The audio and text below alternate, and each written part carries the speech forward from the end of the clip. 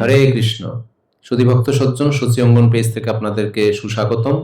তা আজকে আমরা 21 দিনব্যাপী যে চন্দন যাত্রা পালিত হচ্ছে, আজকে তার চতুর্দশ দিবস অর্থাৎ 14 দিন, 14তম দিন। আজকে ভগবান বৃন্দাবনের একটি লীলা এখানে সজ্জিত করা হয়েছে। বৃন্দাবনে ভগবান যখন ছিলেন, আপনারা জানেন যে বৃন্দাবনে অনেক অসুর নিধন করেছিলেন ভগবান ছোটবেলায় বাল্যলীলাতে। সেই বাল্যলীলার একটি অসুর নিধন লীলা হলো অঘাসুর বধ। তো অঘাসুর আসলে একটা খুব মানে প্রতাপশালী বা খুব দদ্দণ্ড প্রতাপশালী একজন অসুর ছিলেন এবং খুব শক্তিশালী অসুর। তাই তিনি অজগর সাপের রূপ ধরে বনের মধ্যে তিনি শুয়েছিলেন এবং বিশাল একটা অজগর সাপের রূপ ধরেছিলেন এবং হাঁ করেছিলেন। তো ভগবান শ্রীকৃষ্ণ যখন এই গাভীদের নিয়ে চড়াতে গিয়েছিলেন, গাভী চড়াতে গিয়েছিলেন তার সখাদের নিয়ে, গোপবালকদের নিয়ে, তখন তারা খেলতে খেলতে সেই বনের ভিতরে প্রবেশ করেন এবং ওই বনের ভিতরেই অঘাসুর কি করেছে, একটা অজগর রূপ ধারণ করে, অজগর সাপের রূপ ধারণ করে হাঁ করেছিল এবং তার আশেপাশে অনেক বৃক্ষলতা আদি ছিল, যার কারণে তার সখারা, এমনকি ভগবান শ্রীকৃষ্ণ বুঝতে পারেনি তারা যে একটা গুহা ভেবে, অর্থাৎ যেরকম করে হা করেছিল, লতা পাতায় আবিষ্ট ছিল, পরিবেষ্টিত ছিল তারা, এবং সেটা একটা গুহার মতো ছিল। অজগরের যে মুখের হাটা, সেই গুহা ভেবে প্রথমে তার বন্ধুরা অর্থাৎ সখারা সেখানে প্রবেশ করেছিল গুহার ভিতরে, অর্থাৎ আসলে অজগরের পেটের ভিতরে।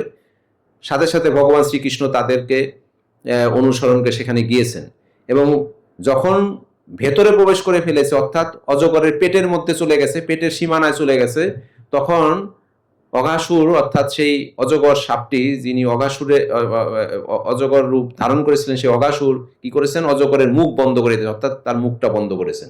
এবং মুখ বন্ধ করার সাথে সাথে সমস্ত সখারা দেখলেন যে তারা একটা অন্ধকারাচ্ছন্ন জগতে প্রবেশ করেছে, অর্থাৎ একটা গুহার মধ্যে প্রবেশ করেছে। আদতে সেটা ছিল আসলে একটা অজগর সাপ অর্থাৎ অঘাসুর।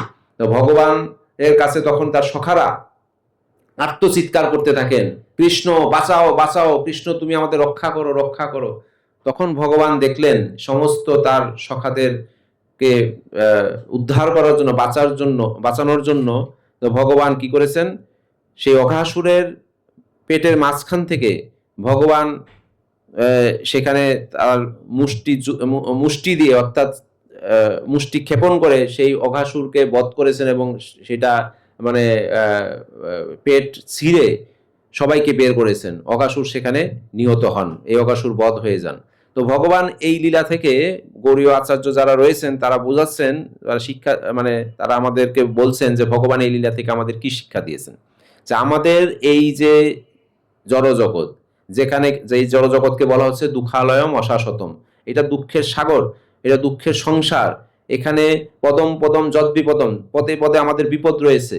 তো ভগবান এই সখাদের সাথে যখন এই সমস্ত লীলাগুলো করেছেন, সখারা দেখেন তারা কিন্তু জানতো না কৃষ্ণ ভগবান, তারা এইটা জানতো যে সমস্ত বিপদে কৃষ্ণ তাদেরকে রক্ষা করতে পারবে, এইটা তারা অনুভব করতে পারত। তা আমরা যদি এই জড়জগতে থেকে যখন আমাদের এরকম দুঃখ দুর্দশা বিপদ আসন্ন হবে, তখন যদি আমরা ভগবানকে স্মরণ করি, তো ভগবান তখন আমাদেরকে সহায়তা করেন, ভগবান আমাদেরকে রক্ষা করেন। তার অনেক দৃষ্টান্ত ভগবান দেখিয়েছেন, যেমন দেখেছেন এই লীলাতে, তেমন দেখেছেন দ্রৌপদীর বস্ত্রহরণের সময়, তেমন দেখেছেন গজেন্দ্র উদ্ধারের সময়। তো ভগবান, ভক্ত যখন ভগবানকে আরতি জানিয়ে যখন আহ্বান করেন, ভগবানের কাছে শরণাপন্ন হন, তখন ভগবান তার ভক্তকে রক্ষা করেন।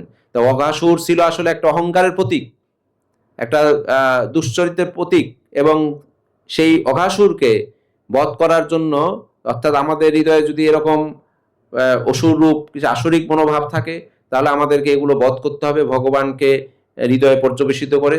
এবং আমরা যদি প্র্যাকটিক্যালি কোনো সময় কোনো বিপদ আপদের সম্মুখীন হই, তাহলে ভগবানকে আমাদেরকে স্মরণ করতে হবে।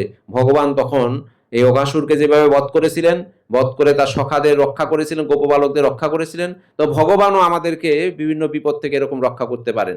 তাই আজকে আপনারা মন্দিরে দর্শন করেছেন, সেই অঘাসুর অর্থাৎ অজগরের একটা বিরাট রূপ সেখানে প্রদর্শন করা হয়েছে। ভগবান সেখানে প্রবেশ করছেন এবং ভক্তদেরকে সেখান থেকে রক্ষা করছেন। তো এই অপরূপ রূপ ভগবান যখন বৃন্দাবন লীলা এগুলো সংগঠিত করেছেন, তখন আমাদের কাছে ছিল সবকিছু কাল্পনিক। আসলে আমরা এটা গৌড়ীয় আচার্যদের মাধ্যমে বুঝতে পেরেছি, জানতে পেরেছি যে এই সমস্ত লীলাগুলো ভগবান বোঝাতে চাচ্ছেন যে তোমরা আর কারো শরণাগত হয়ে কোনো তোমরা উদ্ধার পেতে পারবে না বা লাভ পেতে পারবে না, তোমাদেরকে কেউ রক্ষা করতে পারবে না, একমাত্র আমাদেরকে ভগবান রক্ষা করতে পারবে, ভগবান আমাদেরকে সুরক্ষা দিতে পারবে। তাই ভগবান ভিন্ন যত শক্তিশালী ব্যক্তি হোক, যত শক্তিশালী হোক, যত পরাশক্তি হোক, সেই পরাশক্তিকেও শক্তিও ভগবান বলছেন যে কোনো পরাশক্তি আমাদেরকে রক্ষা করতে পারবে না, সুরক্ষা দিতে পারবে না, এক্সেপ্ট ভগবান শ্রীকৃষ্ণ। তাই আমরা ভগবান শ্রীকৃষ্ণ শরণাগত হই, ভগবান শ্রীকৃষ্ণের ভক্ত হই এবং এই সমস্ত লীলাগুলো আমরা আস্বাদন করি, দর্শন করি এবং সবাইকে দর্শনের সুযোগ দিই। হরে কৃষ্ণ কৃষ্ণ কৃষ্ণ হরে হরে, হরে রাম রাম রাম হরে হরে।